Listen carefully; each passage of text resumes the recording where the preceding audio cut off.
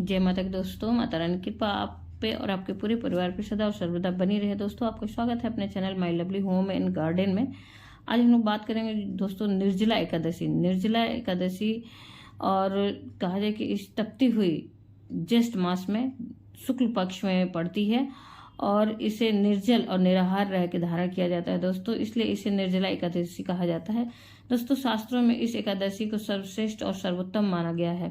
ऐसा माना जाता है कि इस दिन व्रत धारण करके विधि विधान से श्री हरि विष्णु जी की और माता लक्ष्मी की पूजन अर्चन करते हैं और भजन कीर्तन करते हैं और मंत्रों का ज़्यादा से ज़्यादा जाप करते हैं आप, और रात्रि जागरण करते हैं दोस्तों, तो आपकी कोई भी मनोकामना हो वो शीघ्र अतिशीघ्र पूर्ण हो जाती है। दोस्तों, शास्त्रों के अनुसार कोई भी एकादशी आप अगर साल का जो 24 एकादशी पड़ता है उसमें से कोई भी एकादशी अगर आप नहीं करते हैं, जैसे कि बहुत सारी एकादशी आती हैं और जब अधिक मास आता है या जिस मतलब मलमास पड़ता है जिस वर्ष, तो उस वर्ष 26 एकादशी हो जाती है।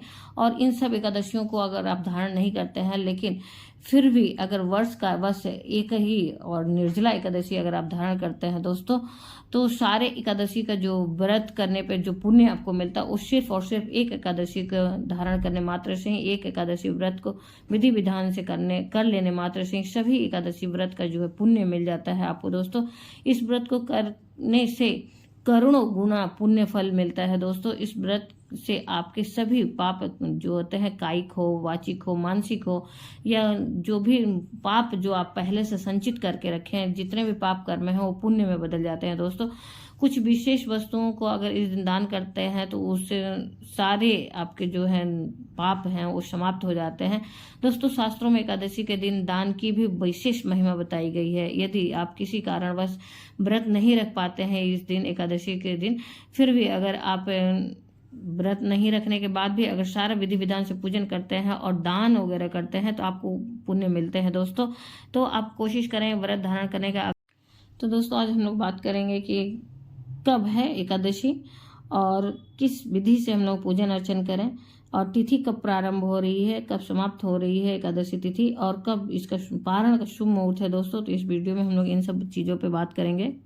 हम किन वस्तुओं का दान करें, और अगर जल का दान कर रहे हैं तो कैसे दान करें, किन चीज़ों के दान करने से क्या पुण्य मिलता है दोस्तों, और किस तरह से दान करें कि संपूर्ण फलों की प्राप्ति हो।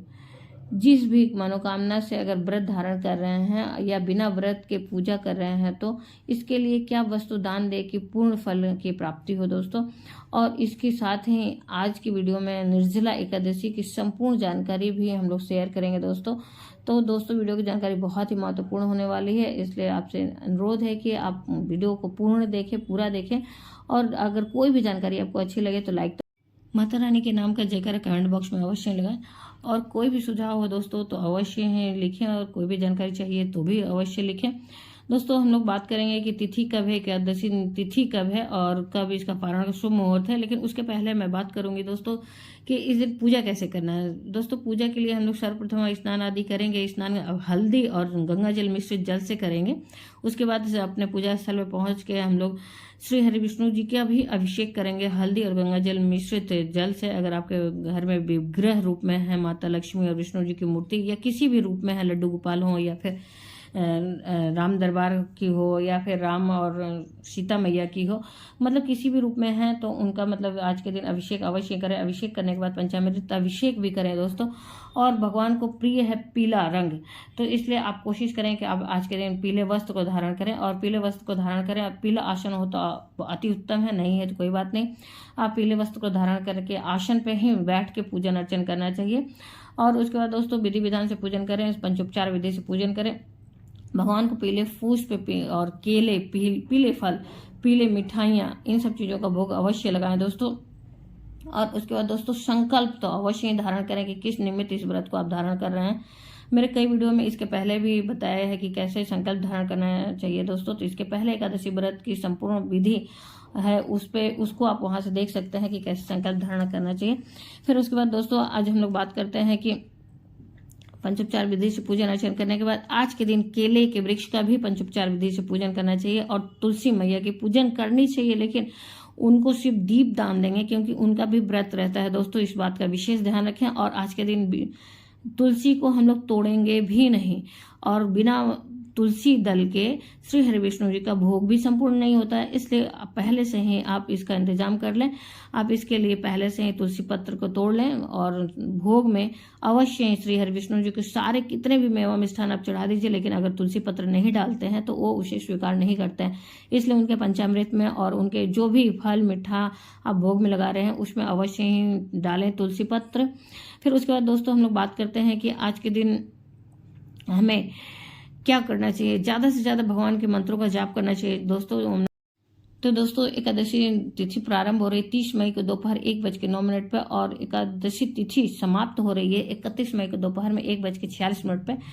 तो दोस्तों एकादशी व्रत हम धारण करेंगे उदया तिथि के अनुसार 31 मई को दिन बुधवार को। और पारण का शुभ मुहूर्त है दोस्तों, पारण हमेशा द्वादशी तिथि में किया जाता है और द्वादशी तिथि प्रारंभ हो रही है 31 मई को दोपहर में 1:46 पर और द्वादशी तिथि समाप्त हो रही है 1 जून को दोपहर में 1:49 पर। निर्जला एकादशी व्रत का जो पारण यानी कि व्रत खोलने का शुभ मुहूर्त जो दोस्तों है उदया तिथि के अनुसार 1 जून 2023 को सुबह में 5:23 से 8:09 तक है। तो कुल मिलाकर इसकी अवधि हो रही है दोस्तों 2 घंटे 46 मिनट। तो इस समय आप आसानी से अपने पारण की जो भी भोजन है उसे बना सकते हैं और ब्राह्मण को अगर आपको ब्राह्मण मिल जाते हैं तो भोजन पहले अवश्य कराएं, फिर उसके बाद ही दोस्तों पारण करें। अगर नहीं ब्राह्मण मिल पा रहे हैं समय पे तो आप उनके लिए दान के निमित्त सामग्री अवश्य निकालें। सामग्री और दक्षिणा, दान की सामग्री के साथ दक्षिणा अवश्य निकालें दोस्तों और उसके बाद ही पारण करें। पूजन अर्चन करने के बाद विधि विधान से उस दिन भी श्री हरि विष्णु माता लक्ष्मी की पूजन करेंगे।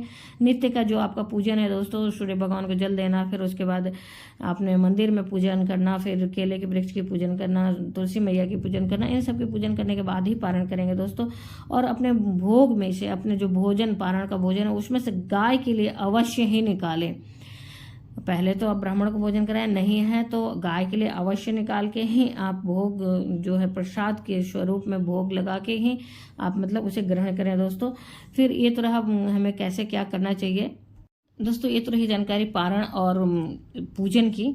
लेकिन अब हम लोग आगे बात करते हैं कि निर्जला एकादशी ज्येष्ठ मास की कड़कती जो गर्मी होती है उसमें किया जाता है। तो इस गर्मी में अगर निर्जल रहना काफ़ी कठिन होने के बाद भी अगर हम लोग व्रत रहते हैं दोस्तों, तो इसी से समझ सकते हैं कि ये एक तपस्या के समान ही हो जाता है। और ऐसे में हम यदि किसी को शीतलता प्रदान करें और शीतलता प्रदान करने वाली चीज़ों को हम दान दें दोस्तों, तो इससे बहुत ही आशीर्वाद मिलता है।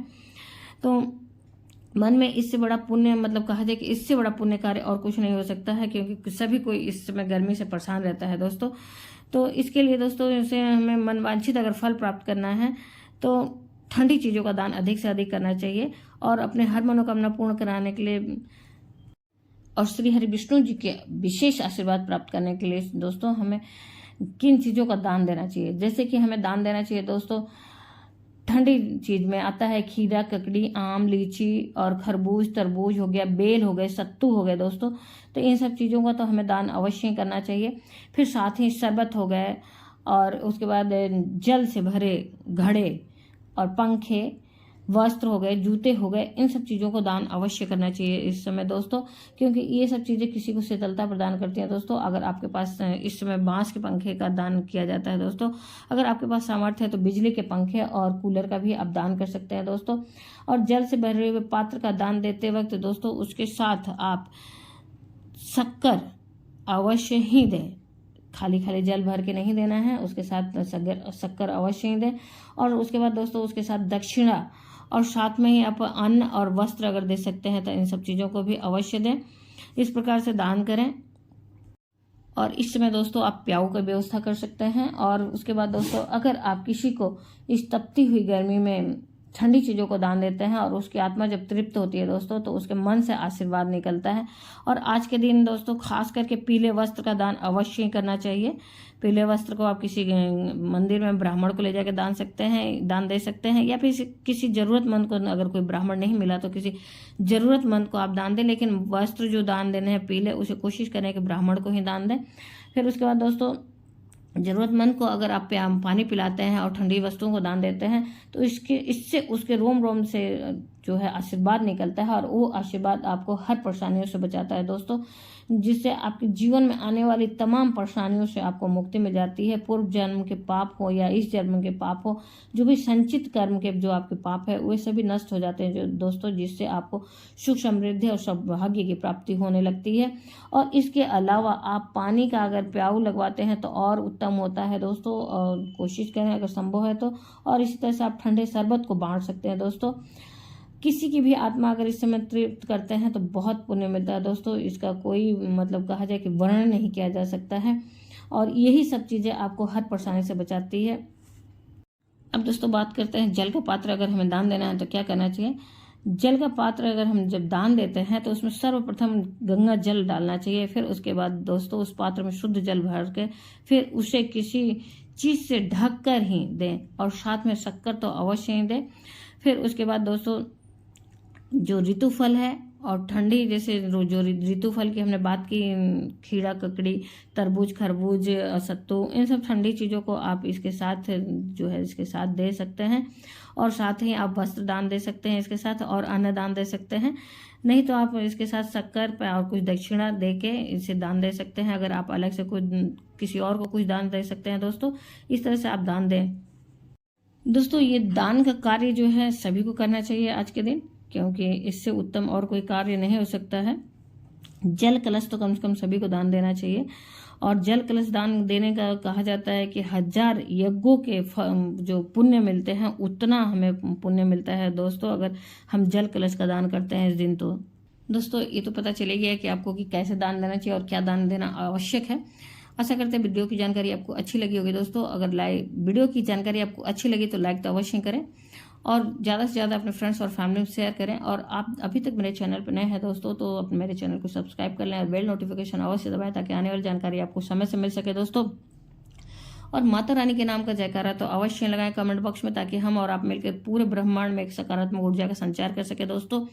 फिर कोई भी सुझाव हो तो अवश्य ही कमेंट बॉक्स में लिखें, और कोई भी जानकारी चाहिए तो अवश्य कमेंट बॉक्स में लिखें दोस्तों। तब तक के लिए धन्यवाद और जय माता की। माता रानी की कृपा आप सभी लोगों को सदा और सर्वदा बनी रहे। फिर मिलते हैं एक नई जानकारी से नई वीडियो में।